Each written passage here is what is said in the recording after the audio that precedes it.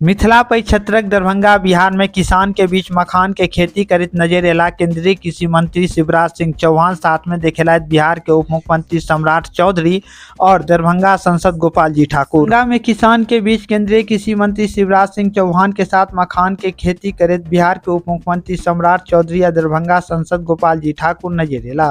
एहि दौरान केंद्रीय कृषि मंत्री शिवराज सिंह चौहान, बिहार के उप मुख्यमंत्री सम्राट चौधरी और दरभंगा सांसद गोपाल जी ठाकुर राष्ट्रीय मखान अनुसंधान केंद्र जाकर मखान के पूरा प्रोसेसिंग के प्रत्यक्ष अनुभव किसान से करित नजर एला।